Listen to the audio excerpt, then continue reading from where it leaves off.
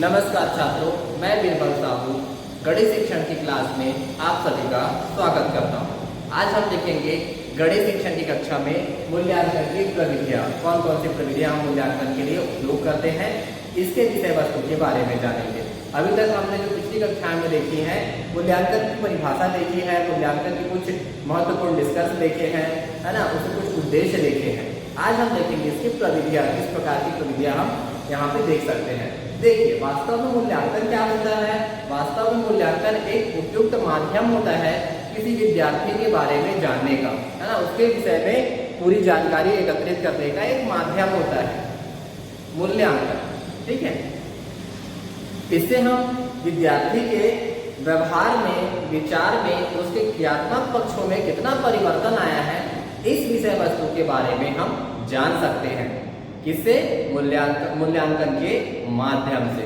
देखिए, अब इसमें हमको क्या स्पष्ट रहना चाहिए, उद्देश्य क्या है ये स्पष्ट रहना चाहिए, क्रिया विधि स्पष्ट रहनी चाहिए हमारे पास, और जो विषय वस्तु देते हैं या विषय वस्तु की प्रकृति ये भी हमारे पास क्या होनी चाहिए, स्पष्ट होनी चाहिए। ये दोषपूर्ण नहीं होने चाहिए। अगर ये दोषपूर्ण रहेंगे तो क्या होगा, हमको जो उसका परिणाम मिलेगा वो भी क्या होगा, वो दोषपूर्ण रहेगा। वो भी क्या रहेगा, दोषपूर्ण रहेगा।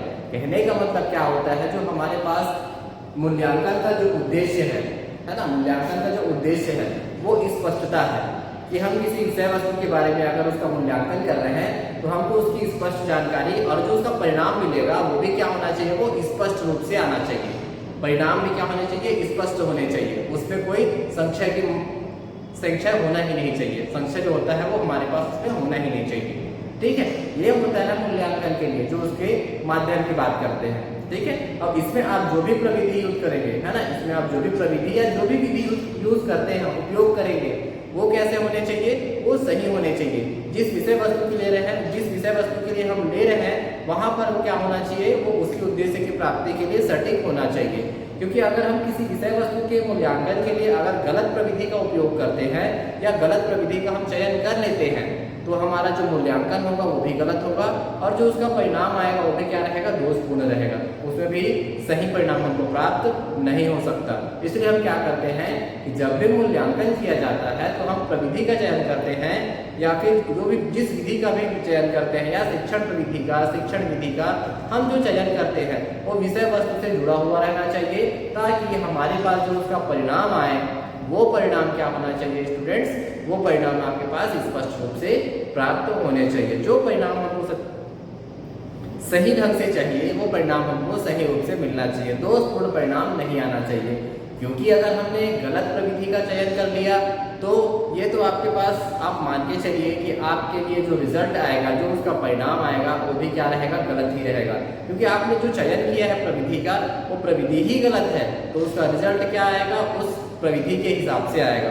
तो वो क्या हो जाएगा, उस प्रविधि के हिसाब से, उस विधि के हिसाब से तो सही है, लेकिन हम जो उद्देश्य की पूर्ति के लिए गए उस उद्देश्य की पूर्ति के हिसाब से क्या हो जाएगा, वो रिजल्ट हो जाएगा आपके पास गलत, वो हो जाएगा दोषपूर्ण। ठीक है, इसीलिए हमारे पास क्या दिया है, मूल्यांकन के लिए क्या करते हैं, कुछ प्रविधियों का उपयोग किया गया है, कुछ प्रविधियों का चयन किया गया है कि किस प्रविधि से हम क्या मूल्यांकन कर सकते हैं, एक विद्यार्थी में, एक व्यक्ति में क्या मूल्यांकन कर सकते हैं। ठीक है, जो हमारे पास निम्न प्रकार से दिए गए हैं। क्या कह सकते हैं, देखिए इसमें आपके पास पहला दिया हुआ है छात्र, पहला आपके पास दिया है, इसमें देखिए पहला कहता है आपके पास अवलोकन प्रविधि, अवलोकन प्रविधि, ये आपके पास पहला। ठीक है, ये कहता है आपके पास पहला अवलोकन विधि। ठीक है, तो अवलोकन विधि में क्या कहता है, देखिए अवलोकन विधि में कहता है आपके पास कि इस प्रविधि का उपयोग छात्रों की योग्यता और व्यवहार के संबंध में जानकारी प्राप्त करने के लिए किया जाता है। यह प्रविधि छोटे बच्चों के मूल्यांकन के लिए अधिक उपयोगी होता है क्योंकि उन्हें कोई अन्य परीक्षा तो नहीं दिलाई जा सकता, है ना, अन्य परीक्षाओं से नहीं ली जा सकती। उच्च कक्षाओं के छात्र स्वयं अपना आत्मरक्षण के लिए इसका प्रयोग कर सकते हैं। देखिए अवलोकन विधि, अवलोकन विधि क्या कहता है, इस विधि का उपयोग हम कब करते हैं, छात्रों की योग्यता और उसके व्यवहार से संबंधित जानकारी प्राप्त करने के लिए, उसकी योग्यता और उसके व्यवहार से संबंधित मतलब उसका ज्ञान कितनी योग्यता है और उसका व्यवहार कैसा है, इन सब की जानकारी प्राप्त करने के लिए हम किसका उपयोग करते हैं, अवलोकन प्रविधि का उपयोग कर सकते हैं। और ये कहा जाता है कि जो छोटे छोटे बच्चे होते हैं उन छोटे बच्चों के लिए ये विधि क्या है, बहुत अच्छी है। क्यों? क्योंकि हम छोटे बच्चों का सिर्फ क्या है, कुछ परीक्षाएं ले सकते हैं और कुछ परीक्षाएं नहीं ले सकते, है ना। जो उन बच्चों के लायक है वो परीक्षा देके हम उसका अवलोकन कर लेते हैं, लेकिन कुछ ऐसी विषय वस्तु रहती है जिसका हम क्या कर सकते हैं, जिसका हम परीक्षा नहीं दे सकते, उन छोटे बच्चों के लिए हम परीक्षा नहीं दे सकते। तब यहाँ पे हम किसका उपयोग करते हैं, इस अवलोकन विधि से हम क्या करते हैं, उन बच्चों का हम क्या कर सकते हैं, मूल्यांकन कर सकते हैं। और देखिए जो बड़े कक्षा के विद्यार्थी होते हैं वो आत्मनिरीक्षण मतलब खुद के निरीक्षण के लिए वो इस विधि का प्रयोग कर सकते हैं, खुद के निरीक्षण के लिए इस विधि का प्रयोग कर सकते हैं। देखिए और आगे कहते हैं, इस प्रविधि द्वारा मूल्यांकन करने पर संबंधित विषय वस्तु का सूक्ष्म निरीक्षण करके तथ्यों का वास्तविक रूप अध्ययन किया जा सकता है। देखिए आगे और कहता है कि इस प्रविधि का उपयोग जब हम करते हैं तो संबंधित विषय वस्तु उसका हम क्या करते हैं, सूक्ष्म निरीक्षण करते हैं। सूक्ष्म निरीक्षण करने के बाद क्या करते हैं, इसके वास्तविक रूप का क्या कर सकते हैं, अध्ययन कर सकते हैं। देखिए आगे इसी में कहता है कि इस विधि में, इस प्रविधि में हम क्या कर सकते हैं, जो भी संबंधित विषय वस्तु है, उस विषय से संबंधित विषय वस्तु है उसका हम क्या करते हैं, सूक्ष्म निरीक्षण मतलब बारीकी से क्या करते हैं, उसका निरीक्षण करते हैं। और उसके जो वास्तविक रूप है, उसका भी हम पूर्ण रूप में क्या कर सकते हैं, निरीक्षण कर सकते हैं। अब देखिए आप किसी का निरीक्षण करेंगे, है ना, किसी भी विषय वस्तु की अगर जांच करते हैं, निरीक्षण करते हैं तो क्या रहेगा, वो कहते हैं सूक्ष्म निरीक्षण मतलब क्या करना है, बड़ी गहराई से क्या करना है, आपको निरीक्षण करना है। जिससे क्या होता है, जो उसके वास्तविक रूप है उसका भी निरीक्षण आपको मिल जाता है, उसका भी आप निरीक्षण करने चले जाते हैं। आप ना चाहते हुए भी जो उसकी वास्तविकता है, जो उसका वास्तविक स्वरूप है, जो उसका ओरिजिनल साइज है या जो प्रकार है, उसके बारे में भी आप क्या कर सकते हैं, निरीक्षण कर सकते हैं, उसका मूल्यांकन भी किया जा सकता है। ठीक है, इसलिए कहते हैं कि इस प्रकार निरीक्षण अथवा अवलोकन विधि द्वारा एकत्र किए गए आंकड़े एवं सूचनाएं अधिक विश्वसनीय होते हैं। ठीक है, इसलिए कहते हैं कि इस विधि द्वारा जो भी हम लोग क्या करते हैं, आंकड़े या सूचनाएं एकत्रित करते हैं वो क्या होती है, विश्वसनीय होती है, क्योंकि अवलोकन विधि है। ठीक है, अवलोकन विधि में क्या करते हैं, जो भी हम सूचना एकत्रित करते हैं, जो भी जानकारी हम एकत्रित करते हैं, ठीक है, और जो भी आंकड़े हमारे पास होते हैं, संख्यात्मक मान जो भी होता है एक विद्यार्थी के बारे में, एक शाला के बारे में, ठीक है, तो इन सब की जो आंकड़े हमारे पास होते हैं वो क्या होते हैं, विश्वसनीय होते हैं, क्योंकि हमने क्या किया, इसका निरीक्षण किया है, इसका अवलोकन किया है ना, सूक्ष्म निरीक्षण किया हुआ है, तब क्या होता है, ये विश्वसनीय होता है। गुण रूप में तो विश्वसनीय कुछ भी परिणाम आए वो नहीं हो सकता, कुछ ना कुछ सब में त्रुटियां रहती हैं, लेकिन इस विधि से हम क्या कर सकते हैं, इसका हम निराकरण कर सकते हैं। 100% तो नहीं, लेकिन हम कह सकते हैं 90% या 95% इसका निरीक्षण किया जा सकता है। ठीक है, ये विश्वसनीय होता है, बाकी सब विधियों में तो कुछ ना कुछ त्रुटि रहती है छात्र। ठीक है, अब देखिए आगे इसी में कहता है कि पीबीएम के अनुसार क्या कहता है, इसका परिभाषा दिया गया है, इसका परिभाषा अवलोकन की परिभाषा दी गई है। क्या कहता है, देखिए अवलोकन आपके द्वारा विचार पूर्वक किया गया अध्ययन है। क्या कहता है, अवलोकन आंखों के द्वारा, आंख के द्वारा किया गया, आंख के द्वारा विचार पूर्वक किया गया अध्ययन है। आंख के द्वारा विचार पूर्वक, आंख के द्वारा क्या करते हैं, कुछ विचार, आंख के द्वारा विचार पूर्वक, आंख से हम देखते हैं, निरीक्षण करते हैं, फिर हम कुछ विचार करते हैं। देखिए आप किसी विषय वस्तु को जब देखते हैं तो उसके बारे में दिमाग में कुछ बातें चलती है, हमारे मस्तिष्क में कुछ बातें चलती हैं, ये ऐसा होगा वैसा होगा, तो फिर क्या करते हैं, उस विषय वस्तु पे हम विचार करते हैं, ये कैसा हो सकता है, ये इस प्रकार से हो सकता है ना, इसकी साइज ये होनी चाहिए, ये इस प्रकार से होनी चाहिए, ये हमारे दिमाग में क्या है, हमारे मस्तिष्क में वो चलना शुरू हो जाता है। इसलिए इसने कहा था कि अवलोकन आंख के द्वारा विचार पूर्वक किया गया अध्ययन है, सामूहिक व्यवहार एवं जटिल सामाजिक संस्था के साथ साथ संपूर्ण का निर्माण करने वाला पृथक इकाइयों का सूक्ष्म निरीक्षण करने की एक प्रणाली के रूप में प्रयोग किया जाता है। ये कहता है सामूहिक व्यवहार एवं जटिल सामाजिक संस्था के साथ साथ संपूर्ण निर्माण, कहता है सामाजिक व्यवहार एवं क्या कहता है वहां पे, जटिल सामाजिक संस्था के साथ साथ क्या करेगा वो कहता है संपूर्ण का निर्माण करने के लिए भी क्या है, पृथक पृथक इकाइयों का ये सूक्ष्म निरीक्षण कर सकता अब देखिए इसका मतलब क्या होता है, इसका मतलब ये है कि सामूहिक व्यवहार, एक समूह का व्यवहार कैसा है, एक समूह में बहुत सारे व्यक्ति रखे हैं, उसका व्यवहार कैसा है, व्यवहार कैसा है, जटिल सामाजिक संस्था। जटिल सामाजिक संस्था कहने का मतलब ये एक बात, एक उदाहरण के साथ हम कह सकते हैं कि एक कक्षा में हमारे पास 40 विद्यार्थी हैं, तो हमको 40 विद्यार्थियों को क्या निकालना है, उसका हमको परिणाम निकालना है। तो कुछ विद्यार्थी क्या रहेंगे, अच्छे हैं, है ना, पढ़ने में मतलब क्या है, वो होशियार है, कुछ क्या है हमारे पास सामान्य है, कुछ क्या है थोड़ा सा कमजोर है। तो इन सब का हमको क्या करना है, निरीक्षण करना है, इनका हमको अवलोकन करना है। तो हम क्या करते हैं, एक एक विद्यार्थी का निरीक्षण तो नहीं कर सकते, और जब जरूरत पड़ती है तो एक एक विद्यार्थी का भी क्या किया जाता है, निरीक्षण किया जाता है। तो इस प्रकार से हम इसको कैसे बांट सकते हैं, इस प्रकार से हम इसको बांट सकते हैं कि एक विशिष्ट बुद्धि बालक, विशिष्ट बुद्धि में दोनों आते हैं ना, याद रखेंगे, विशिष्ट बुद्धि बालक में दोनों आते हैं, एक जो कमजोर होता है दिमाग से वो भी, और एक जो बहुत तेज होता है वो भी, ठीक है। तो हम अपने हिसाब से बता रहे हैं इसको, एक क्या लेंगे, जो यहाँ पढ़ने वाले बच्चे हैं, होशियार बच्चे हैं, उनका एक कॉलम बना लेते हैं, और दूसरा हम कॉलम बना लेंगे यहाँ पे जो सामान्य बालक है या जो सामान्य छात्र है उसका, है ना, आप यहाँ पे लिख सकते हैं विशिष्ट छात्र, विशिष्ट विद्यार्थी, एक कॉलम ये हो गया। दूसरा आप बना सकते हैं यहाँ से सामान्य विद्यार्थी,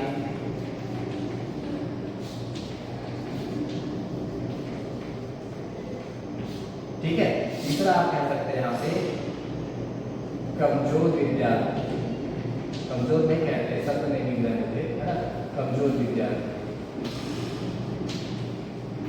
ठीक है। तो आप ये देखिए यहाँ से कॉलम बनाएंगे, इसमें आपके पास कितने छात्र हैं उसका आप पहले मूल्यांकन करेंगे, अवलोकन करेंगे, फिर इसमें आपके पास कितने छात्र छात्राएं हैं उसका आप अवलोकन करेंगे, फिर क्या करेंगे, आप इसका एक अवलोकन करेंगे। इसके हिसाब से क्या कहते हैं, इसीलिए कहते हैं जटिल सामाजिक संस्था। ये हो जाएगी, अगर एक अच्छा है तो एक संस्था के बराबर ही होती है। सामान्य अगर हम माने, है ना, हम अपने लिए उदाहरण के लिए माने, सामान्य क्या है, उदाहरण के लिए है कि एक संस्था के बराबर होती है, जहाँ पे हमको इन सब का निरीक्षण करना होता है, इसका अवलोकन करना होता है, वो भी इनके हिसाब से, जो इनका मस्तिष्क जैसे है उसके हिसाब से, ठीक है। तो इसीलिए कह सकते हैं यहाँ पे फिर क्या होता है कि एक एक का हम क्या करते हैं, सूक्ष्म निरीक्षण करते हैं विद्यार्थी, है ना, करते हैं छात्र, इसका हम अवलोकन करते हैं, निरीक्षण करते हैं, तब हम क्या बता सकते हैं, तभी हम क्या होता है, इसी के लिए हम जो प्रणाली यूज करते हैं, जो सिस्टम यूज करते हैं, उस सिस्टम को कहा जाता है आपके पास अवलोकन प्रविधि, ठीक है। देखिए ये तो हो गया आपके पास अवलोकन प्रविधि के बारे में। अब दूसरा कहता है छात्र यहाँ पे आकस्मिक निरीक्षण विधि, आकस्मिक निरीक्षण विधि, ठीक है। देखिए क्या होता है आकस्मिक निरीक्षण विधि। दूसरा आपको दिया है छात्र आकस्मिक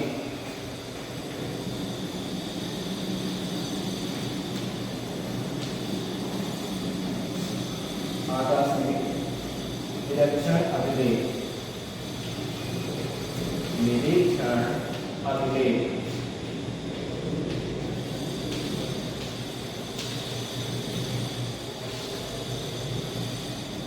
देखिए इस विधि में क्या कहता है, यह है आकस्मिक निरीक्षण विधि। इस विधि में क्या करते हैं, आकस्मिक निरीक्षण अभिलेख के आधार पर छात्रों के संबंध में सामान्यीकरण किया जाता है और निर्देशन में इसे उपयुक्त किया जा सकता है। इस आरेख में छात्रों के व्यवहार से संबंधित महत्वपूर्ण घटनाओं तथा कार्यों का वर्णन किया जाता है। अब देखिए सामान्य इसमें कहा जाता है कि छात्रों के व्यवहार से संबंधित महत्वपूर्ण घटनाओं तथा कार्यों का वर्णन किया जाता है, ठीक है, कार्यों का वर्णन किया जाता है।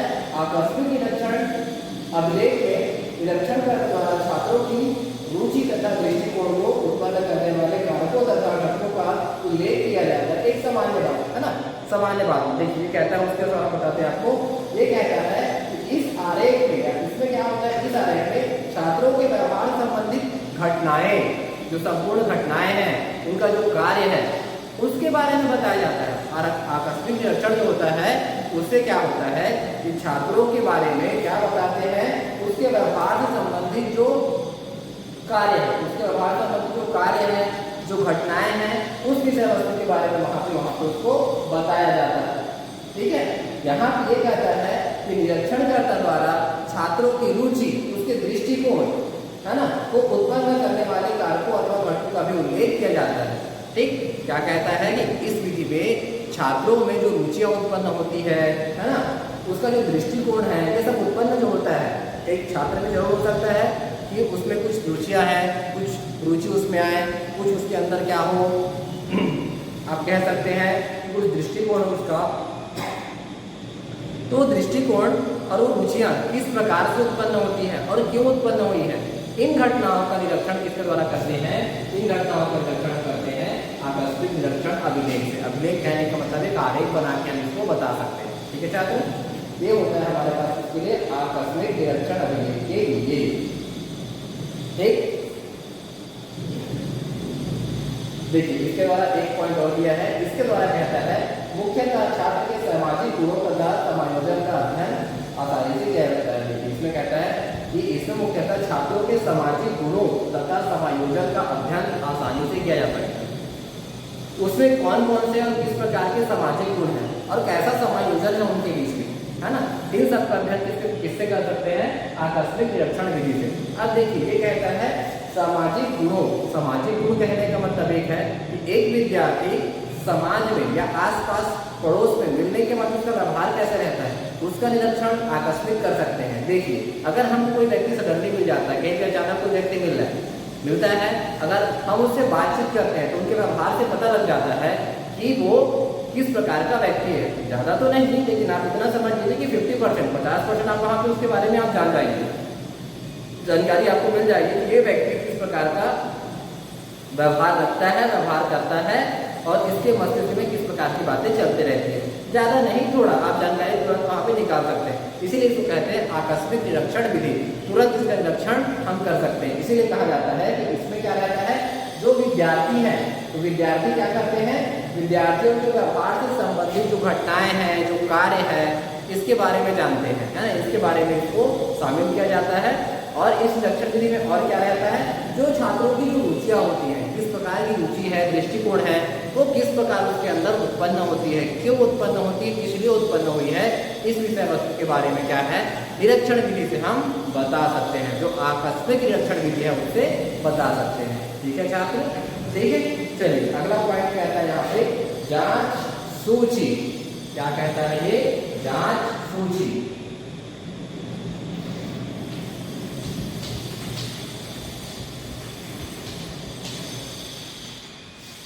जांच सूची, जांच सूची में क्या कहते हैं, देखिए जांच सूची में कहता है छात्र आपको कि जांच सूची का प्रयोग छात्रों की अभिरुचियां, अभिवृत्तियां तथा भावनात्मक पक्ष की जांच के लिए किया जाता है। इसकी सहायता से किसी विशिष्ट गुण या विशेषता की उपस्थिति या अनुपस्थिति का पता लगाया जाता है। जांच सूची में कुछ कथन दिए जाते हैं जिसमें क्या होता है, विद्यार्थी केवल हाँ या ना में ही उत्तर देना होता है।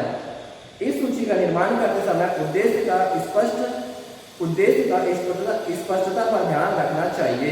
ठीक है, उदाहरण के लिए देखिए, आप दैनिक पाठ्य योजना निर्माण में रुचि लेते हैं, आप शिक्षण कार्य में आनंद की अनुभूति करते हैं। देखिए जांच सूची क्या कहता है छात्र, जांच सूची ये कहता है कि इसमें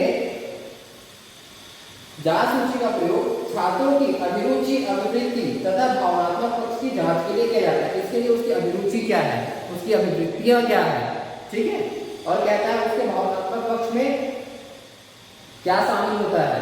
इन सभी के लिए किसको हम लाते हैं, जांच सूची को लाया जाता है। इसकी सहायता से किसी विशिष्ट गुण या विशेषता की उपस्थिति या अनुपस्थिति का पता लगाया जा सकता है। ठीक है, इसकी सहायता से क्या कर सकते हैं, एक विद्यार्थी में, एक बच्चे में या एक व्यक्ति में किस प्रकार की विशिष्टता है, विशिष्ट गुण है, इन सब के विषय वस्तु में इन सब के विषय में हम पता कर सकते हैं। इस जांच से पता चल सकता है। ठीक है, इसमें अक्सर होता क्या है, इसमें होता है कि हम कुछ ऐसे कथनों का निर्माण करते हैं जिसके लिए छात्र से संबंधित या उसके जीवन से संबंधित कुछ ऐसे कथनों का निर्माण करते हैं जिसका उत्तर हमको सिर्फ किसमें चाहिए रहता है, जिसका उत्तर हमको सिर्फ हाँ या ना में चाहिए रहता है, यस या नो में ही आंसर चाहिए रहता है। उससे हम ये निरीक्षण कर लेते हैं, इससे हम निरीक्षण कर लेते हैं कि वो कौन सी प्रवृत्ति यूज करेगा, है ना, कौन सी प्रविधि का उपयोग कर सकता है। ठीक है, ये होती है अपने पास जांच के लिए, जांच सूची के लिए। अब देखिए अगला दिया है आपके पास, चौथा दिया है साक्षात्कार, इंटरव्यू।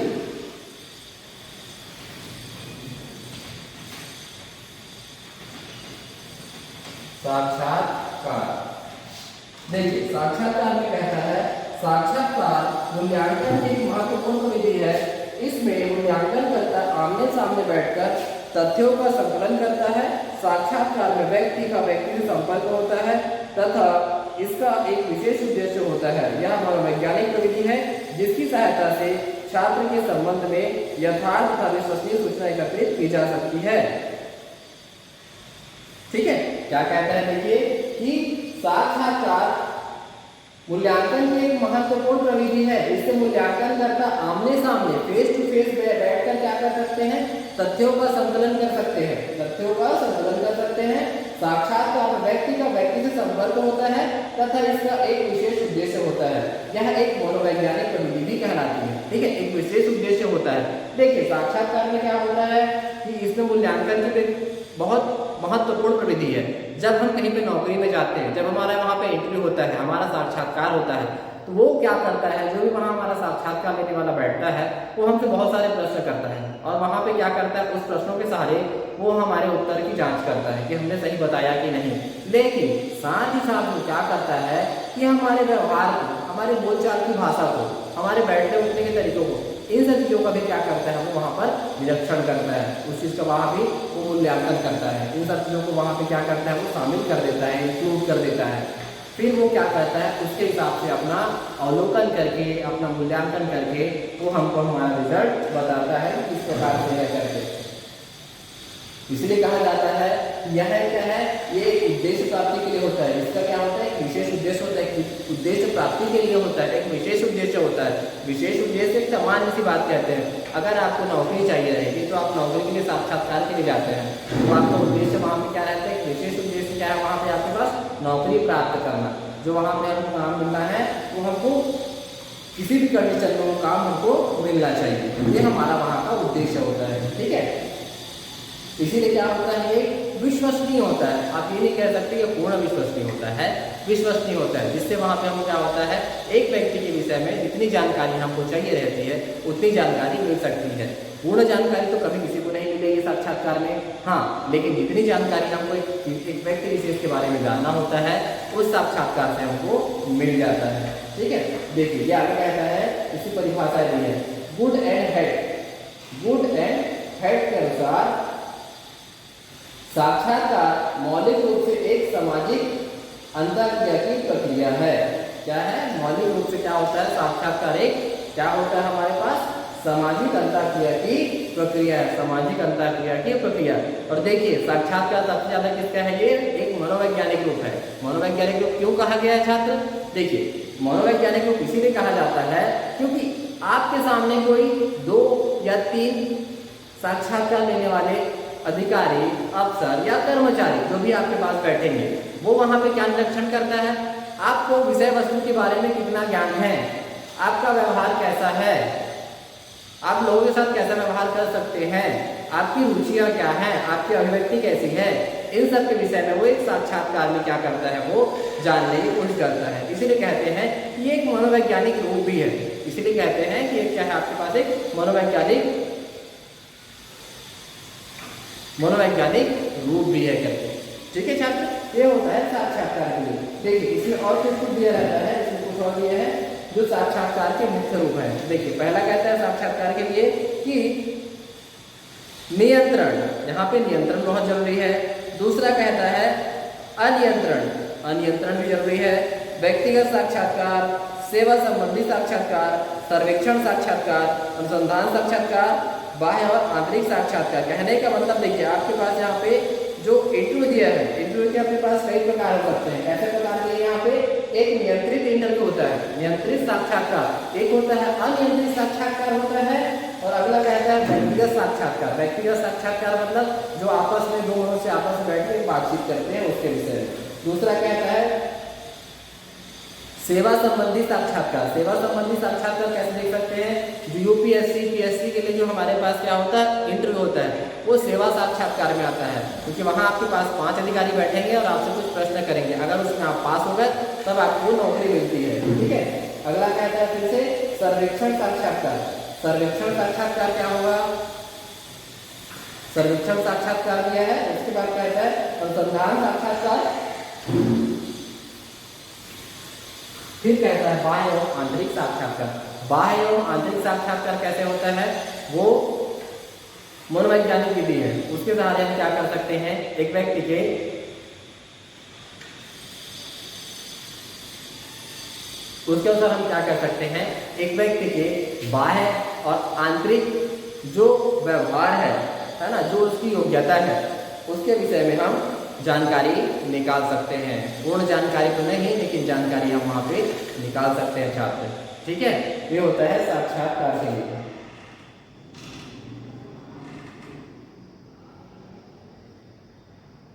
देखिए कि आगे कहता है इसमें 5वां नंबर है संचयी अभिलेख आलेख।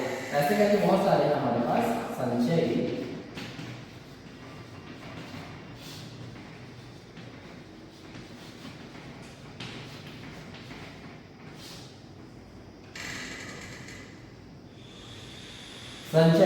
अभिलेख। तो संचयी अभिलेख का अर्थ क्या है, देखिए संचयी अभिलेख का मतलब क्या है, आपके पास एक विद्यालय में, एक महाविद्यालय में अध्ययनरत विद्यार्थी है ना, विद्यार्थियों से संबंधित सूचनाओं को एकत्रित करके रखना, ये कहलाता है आपके पास संचयी अभिलेख करके, संचयी अभिलेख या संचयी आलेख करके। ठीक है, इसमें क्या होता है छात्र कि हमारे पास एक शाला में, एक विद्यालय में जितने भी छात्र छात्राएं पढ़ते हैं, जितने भी शिक्षकगण वहाँ पे कार्यरत हैं, जितने भी कर्मचारी वहाँ पे कार्यरत है, उसका एक डेटा अभिलेख बनाया जाता है ना, एक डेटा स्ट्रक्चर बनाया जाता है। और उसकी जो पूर्ण जानकारी है, उसकी व्यवहारिक, आंतरिक एवं बाह्य जो उसकी व्यवहारिक जानकारी है, उन सब के बारे में, उन सब के विषय में क्या है, एक डेटा एकत्रित करते हैं, है ना, एक माध्यम एकत्रित करते हैं। उन सब को हम क्या करते हैं, किसी एक फाइल या फाइल में फोल्डर बनाकर हम उसकी जानकारी एकत्रित करके रखते हैं। ठीक है, जैसे हमको अगर कक्षा 9 के या कक्षा 1 के विद्यार्थियों की पूरी जानकारी रखनी होती है, तो हम यहाँ पे क्या करते हैं, एक फोल्डर बना लेते हैं और यहाँ पे लिख देते हैं कक्षा 1। तो कक्षा 1 में आपको कक्षा 1 की संपूर्ण जानकारी, संपूर्ण डेटा वहाँ पे होती है। कौन से शिक्षक पढ़ाते हैं, कितने छात्र हैं, कितने छात्राएं हैं, उनकी उम्र क्या है, बच्चों की उम्र क्या है ना, कितने विषय पढ़ाए जाते हैं, इन सब के बारे में वहाँ पर जानकारी मिलेगी। कौन से माइनॉरिटी के हैं, है ना, कौन से माइनॉरिटी के हैं, इन सब के विषय में आपके पास क्या होता है, एक फोल्डर में बना के रख दिया जाता है। यही होता है आपके पास विद्यार्थी संचयी अभिलेख या संचयी आलेख। ठीक है, अब देखिए इसी में आगे कहता है, इसी में आगे आपको कहेगा कि क्रम निर्धारण मापनी करके दिया गया है। ऐसे बहुत सारे छात्र हमारे पास इसमें, ठीक है ना, बहुत सारे हैं। देखिए इसलिए प्रश्नावली है ना, फिर कहता है यहाँ पे क्रम निर्धारण मापनी होता है, मापदंड दिया है, संख्यात्मक वर्णन दिया गया है। इस प्रकार से इसमें बहुत सारे हमारे पास क्या होते हैं, प्रविधियां होती हैं। इसमें मूल्यांकन की प्रविधि के लिए बहुत सारे मूल्यांकन की बहुत सारी प्रविधि होती है। हमने यहाँ पे सिर्फ किसके देखे हैं, सिर्फ 5 प्रकार देखे हैं। तो देखिए इस प्रकार से आप ध्यान रखेंगे और यहाँ पे इसका वर्णन करते समय आप विशेष ध्यान रखेंगे कि ये किस प्रकार का है और किस प्रकार से वहाँ पे काम कर सकता है। ठीक है,